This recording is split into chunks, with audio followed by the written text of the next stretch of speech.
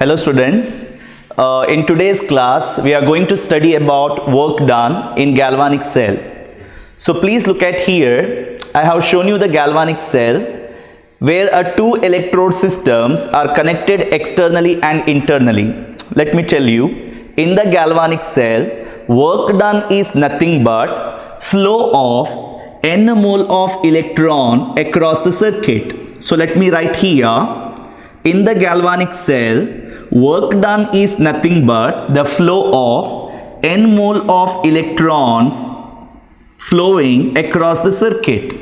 So let me show here n into, so let me cover this up. 1 mole of electron is Avogadro number of electrons. Let me write here, 1 mole of electron is Avogadro number of electrons. Work done in the galvanic cell is nothing but a flow of n mole of electron across the circuit, and we all know that flowing of current, flowing of electron, it is possible only when there is electrode potential difference, and we all know that electrode potential difference is nothing but the cell potential. So let me tell you people once again that work done in the galvanic cell is nothing but flow of n mole of electron across the circuit, and we should know that the flow of electron is possible only when there is a cell potential exist.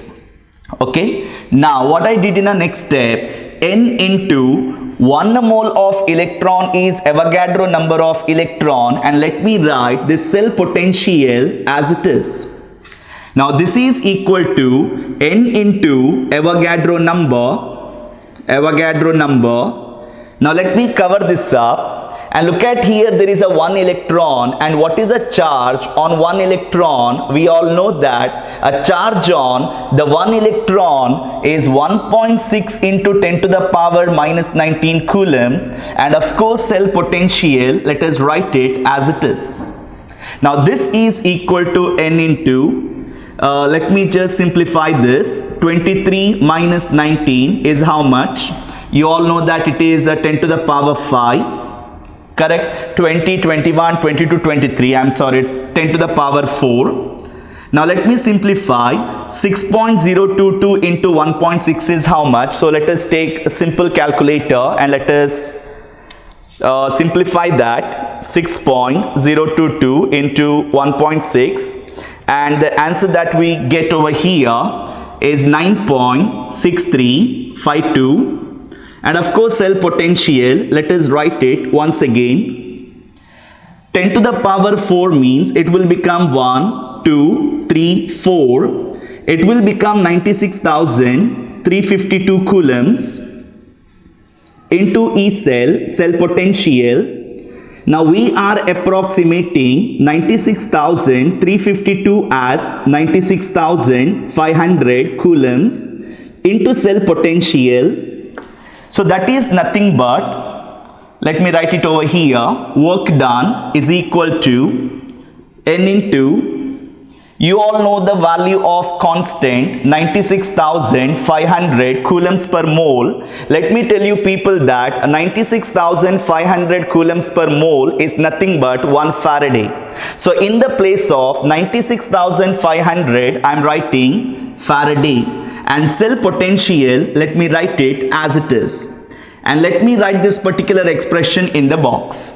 So work done is nothing but NF into E cell, and please remember that this derivation is actually not required. Whatever end result we got right, we are using that particular end result to solve numericals.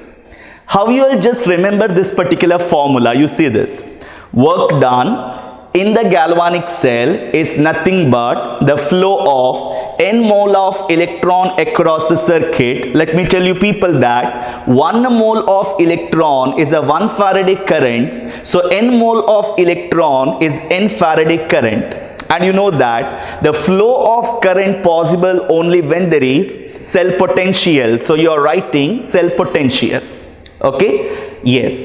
Let me come this side, and we are writing here work done is nothing but, you know that whenever we do work, energy in us changes. So you are saying that work done is nothing but energy change. We are considering here the Gibbs energy change, and we all know that spontaneously when we do some work, energy in us always decreases with the time, and symbol for decrease we are giving is negative. So I must write here negative. So work done, we got expression NF E cell, that is equal to minus delta G. So what is delta G? It is minus NF E cell. So please put this in a box. If you want to keep the condition of standard, the superscript I must write is 0 for a standard, and of course this side E cell I have to make it as a standard E cell. So let me put this in a box, the same expression but in the standard condition.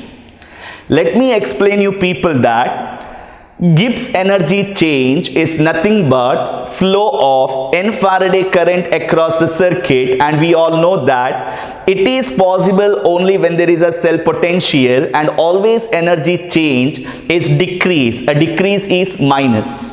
Fine. So the point always you keep in your mind, whenever you are doing the calculation of work done, the answer you should get in positive. We derive the expression over there. And whenever you are calculating the standard free energy change, the answer you should write in negative. So this is what a very important point that you should make a point of.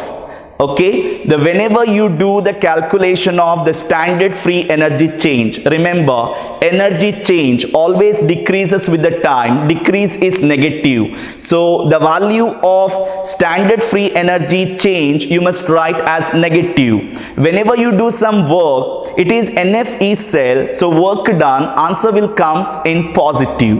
Fine? Yes. Let me take some numerical for explaining work done in the galvanic cell or standard free energy change. And let me tell you people that if you consider a set of numericals that you study in the chapter electrochemistry, the set of problem what I am going to solve now on a standard free energy change, it will be considered as most important. If you look at the previous year annual papers, a majority of the time the question has appeared on numericals from delta G naught calculation itself. So everyone, you take the first question, I picked it from 2017 annual paper. Let me read the question. Find the value of delta G naught at 25 degrees Celsius for the following electrochemical cell. So everyone write the cell representation they have given. Copper plus 2, his concentration is 1 molar. Then we have a salt bridge. You have a silver ion of concentration 1 molar, is in equilibrium with the silver. Standard cell potential value is given 0.34 volt. Standard, it's not cell potential, I'm sorry. What they have given is standard copper electrode potential they have given, standard silver electrode potential they have given. So let me write it. Fine. Now you see this. Delta G naught calculation you have to do here. Cell representation they are giving. Standard electrode potential of the two electrode systems they have given. Now, first you identify who is anode and who is cathode. Everybody knows that according to convention, whenever we are representing cell, we should see that we are mentioning anode first, then cathode. So we are concluding that by looking at the cell representation, copper electrode is anode and silver electrode is cathode. Let me mention it over here. Copper electrode is anode, we know it is anox, and a silver electrode is cathode, so we can call it as a red cat. Once you see E naught of anode, E naught of cathode, the first task you have to take up is calculating E naught of the cell. So everyone, you write E naught of the cell. It is standard cell potential is nothing but standard electrode potential difference. And I told you people to remember the term redox, where red is cat and an ox. The formula is ready. Values are ready. We are doing substitution now. So let me write substitution. E naught of the cathode, I can see 0.8 volt minus E naught of anode is 0.34 volt. Let me do the subtraction. Okay, this will become 7. This will become 10. 10 minus 4 is 6. We have 7, 6, 5, 4, 7, 6, 5, 4. Then of course point. Potential is always volt. Okay, now E naught of the cell I got to know 0.46 volt. I want to calculate the standard free energy change. So everyone now write the formula of standard free energy change.